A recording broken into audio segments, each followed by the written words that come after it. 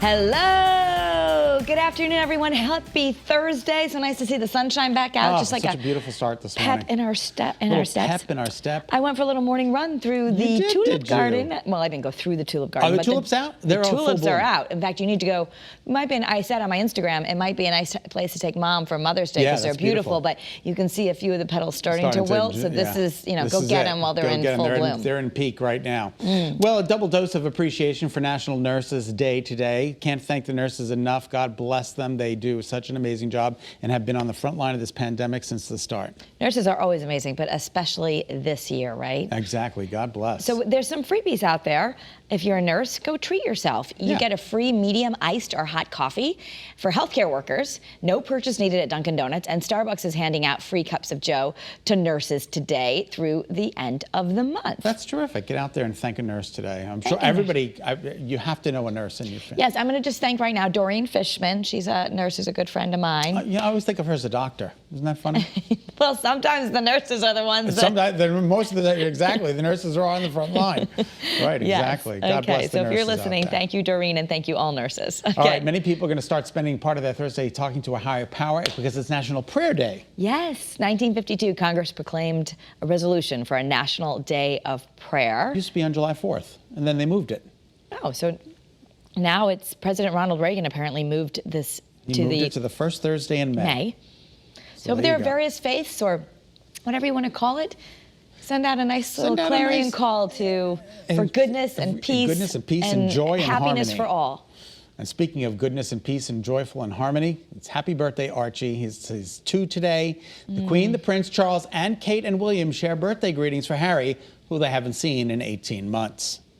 For Archie, I mean, yeah. Archie, what did I say? Yeah, for Harry. But for Harry. Sorry, for Archie. You know what, though? Here's the thing that I think all of us understand about families is so many times children are the opportunity, the bridges for healing. Exactly. So hopefully, this is it's a tense time for them, but at least everyone reached out and is doing right by little Archie. And so I hope that they all find, a little bit more, just a little better relationships going on. I send a little prayer to them forever and ever. You sing in my heart and now. You have to quit singing songs you don't know the words to, because this is what we do. Just so you know, you were singing "Still the One" by Shania Twain. Exactly. And I don't sing very well, but you just say like 3 words and then it's in my head all day. So I look up the lyrics and give them to you. Which is just great. I love that. So now you know the full verse. It's a great game we play here on Better Connecticut. Commercial karaoke. Join us. Actually, you don't want to. All right, Walt Disney World is making a slight change to the COVID-19 guidelines. What are they doing? They're no longer going to be doing temperature checks for staff or guests at the parks. Okay. Disney said it follows the decision based on the advice from the CDC and local health officials. So no more temperature screening. All right, but you have to wear your mask, and there are still reservations needed because they're doing crowd control there. So masks are still going to be a requirement.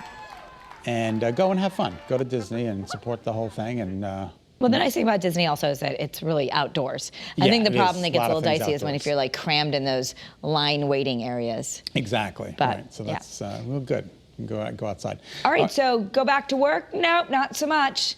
Tech giant Google is saying... I think this is the result of the employees saying we don't want to go back. For sure. I was actually talking to some managers who have said that, they understand, especially younger millennials, do not want to have to be in an office and don't feel... And a lot of companies don't believe they need to be in an office 8 hours a day, 40 hours a week. So Google's pulling back on what they said originally? They're saying you don't have to... They're going to allow a lot of their employees to work remotely. They were going to start bringing everyone back to the office. Now they think in the end, most employees will choose to work about 3 days a week at the office.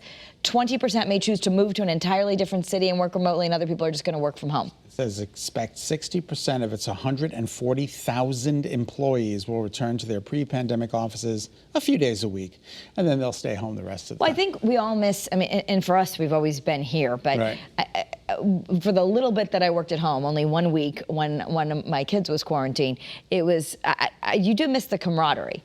Sure. So I think the idea and the socialism. You want to be with people and talk to people and bounce ideas off of each other and do a bunch so of being able to talk to friends and being able to have that social. But I see why a lot of people say I don't need to do that every day, all day. Right, exactly. 3 days a week or 2 days a week is just fine. And a lot of the managers I was talking to said that the amount of work that people are producing at home, they're so fine with that because they're not socializing and they're not sitting around the water cooler shooting the So maybe shooting it's the a stuff. win-win for everybody, but certainly seems like the future of work. All right, we'll have to wait and see what happens. All right, get your vaccination, and you might be going to the Super Bowl. What do you think of that? There you go. Fully vaccinated fans could win free tickets to the next Super Bowl. The league is going to give away 50 tickets to fans who share the story on why they got vaccinated. So you're going to go to social media, you're going to share your story, and you might get Super Bowl tickets.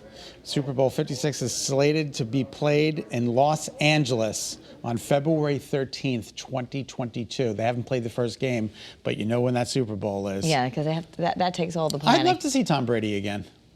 Well, you never know. You never know. You never know. He might be back. I mean, he is the GOAT, right? He is the GOAT. All right, so out in Washington State. You got to see this video. There was a car speeding down the highway. The problem was it was going backwards. It's going in reverse, Kara. Look at this. I mean, I give this guy a lot of kudos that he's driving okay. Oh, it's unbelievable. The guy, there was was a mechanical malfunction. A mechanical malfunction. And I can even speak. I'm watching this video so much. He was literally going down the highway in reverse, and this was in Washington State. And people are like, "Dude, what are you doing?" Now, apparently, it was a Chevy Malibu, and there has been a recall on some of the Chevys and other GM cars for power steering. But this wouldn't make a car power go steering backwards. doesn't make your car go backwards, right? Not at all. Unbelievable. Luckily, everybody's I mean, safe. everyone's okay, so we can sort of smile about it. But that's wild. And if you don't like what's in your Bagel Bites, we'll sue them for deceptive and misleading packaging. Well, yeah, a woman named Caitlin Huber is suing Kraft Heinz for the Bagel Bites. A lot of these are, I have some of these. I love these Bagel Bites, especially on New Year's Eve. Oh, but they say they're calling them mini bagels with mozzarella cheese and tomato sauce, and the lawsuit says it's deceptive advertising because there is no real cheese, there is no real tomato sauce. Well, what is it So then? you can't say it's cheese and you can't say it's tomato sauce. It's a modified food starch. A modified food starch. Ew. That sounds and then delicious. non-tomato extenders and thickeners. Gross.